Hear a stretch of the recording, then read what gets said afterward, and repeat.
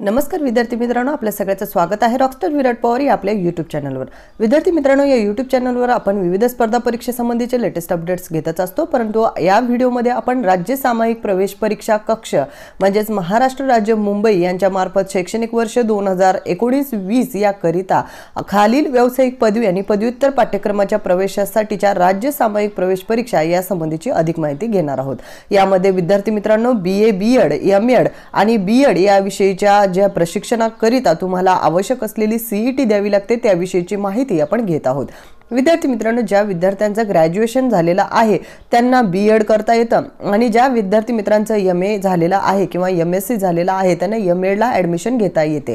तर या कालावधीमध्ये तुम्हाला फॉर्म अप्लाय करायचा आहे आणि या अनुषंगाने अप्लाय केल्यानंतरच तुम्हाला या शिक्षणाकरिता ॲडमिशन हे घेता येईल। पहा विद्यार्थी मित्रांनो, महाराष्ट्र राज्य यामध्ये विद्यार्थी मित्रांनो BA BSc B.Ed 4 वर्षे एकात्मिक आणि M.Ed 2 वर्षे तसेच B.Ed 2 वर्षे या संबंधीची ही CET ऑनलाईन अर्ज उमेदवारांकडून मागण्यास संबंधीची सूचना तुम्हाला दिसून येईल।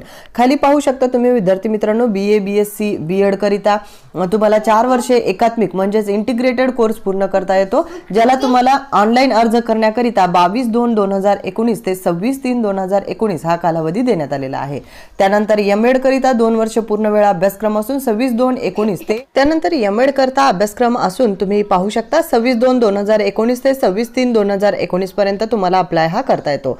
त्यानंतर B.Ed सामान्य किंवा B.Ed विशेष शिक्षणाकरिता 2 वर्ष हा कालावधी असून याकरिता अप्लाय करण्याचा कालावधी हा 7/3/2019 ते 15/4/2019 या प्रमाणात आहे। विद्यार्थी मित्रांनो, याची ऑफिशियल वेबसाईटवर तुम्ही व्हिजिट करू शकता। ऑफिशियल वेबसाईट आहे www.mahaset.organization। यावर तुम्ही जाऊन त्याविषयीची अधिक माहिती पुस्तिका वेळापत्रक इत्यादी गोष्टी या डाउनलोड करून घेऊ शकता। त्यामुळे विद्यार्थी मित्रांनो, तुम्हाला इकडे जर ॲडमिशन घ्यायचा असेल तर लवकरात लवकर या पुढील तयारीकरिता लागा आणि ह्या एग्जाम्स जून मध्ये होत असतात, जूनच्या दरम्यान होत असल्यामुळे यांचा अभ्यास करणं ही तितकंच गरजेचं आहे, जेणेकरून CET क्लिअर होणं आणि त्यानंतर CET क्लिअर झाल्यानंतर या कोर्सला ॲडमिशन हा मिळत असतो आणि या कोर्सला ॲडमिशन घेऊन पुढे तुम्हाला शिक्षण हे पूर्ण करायचं असतं।